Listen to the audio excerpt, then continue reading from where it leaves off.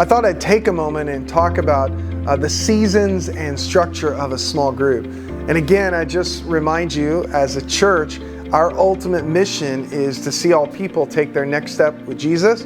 And we think there's 4 major next steps: to know God, to love people, to make a difference, and to grow deeper. And when it comes to small groups, it's really all about loving people well. But inside of your small group will have these environments where people are knowing God, where you do get the opportunity to serve and make a difference, and people are growing deeper.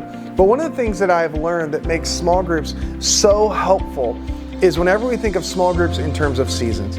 You know, we have different seasons throughout the year, and when it comes to ministry seasons as a church, I think it's so important to know that we break up 3 ministry seasons at Genesis Church. They're 4 months each time. So January, February, March, and April make the beginning time period, which is ultimately our winter and spring season.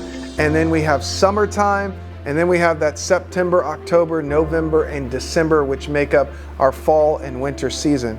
Each season begins with an invite season, which January would be an invite season, and an invest season, which are the following 3 months. Why is that so important? Well, as a small group leader, host, or facilitator, we really want to urge, encourage you, and empower you to do small groups in the fall and in the spring, and to take time and rest in the summer.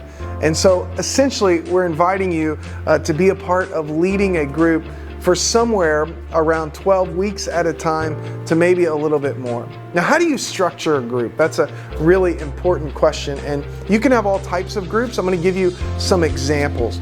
If you were wanting to lead a group that was a sermon-based group, here's how I would suggest structuring your group. When you gather together, I want you to think about the acronym of LEAD. LEAD, we start with a question of, hey, what did you learn?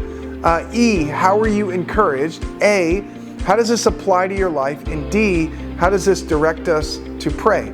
By the way, if you have a small group focused on the sermon, then I encourage you to sit together and to be able to listen and be involved and be prepared for those small group gathering times. And we have small groups that gather once a month, and they can gather every other month, or they might gather every week. Whatever the case may be, we're just so grateful for people gathering in small groups. Another example might be an interest-based group. So maybe it's a sports-based group or a book club or something like that. We think all those are wonderful. And so what we suggest is another type of format, easy to lead, called ESPN. And for all those sports folks, this is an easy one to remember. But when you gather, no matter what the case may be, maybe it's a mountain biking group or it's something on the beach and you enjoy coastal living. E is you want to encourage each other. P is at the end of the day, you want to gather together and pray.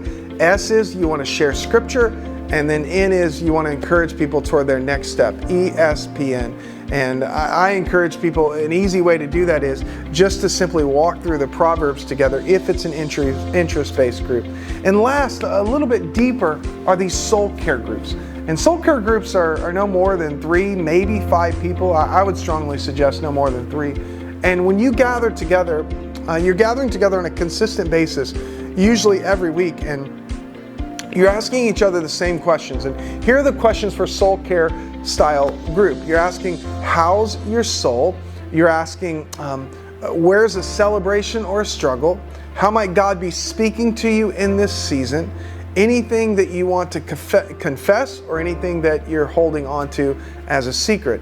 And you get 15 minutes. You set a timer. And as soon as the timer goes off, that's all you have is that 15 minutes. And at the end of it all, you don't interrupt. You just take a moment to pray with each other and your group is finished. So again, I hope you can see seasons of ministry. They're 4 months at a time. When you are leading a group, we ask you to think about leading them over a 3-month time period and take off for the summer. When you think about structuring a group, think about the style of group. Is it interest-based? Is it a soul care-based? Is it a sermon-based? Or is it some other way? But whatever the case may be, think ahead of time about what it looks like to have a life-giving small group where people feel loved, valued, and seen. Thank you so much for leading.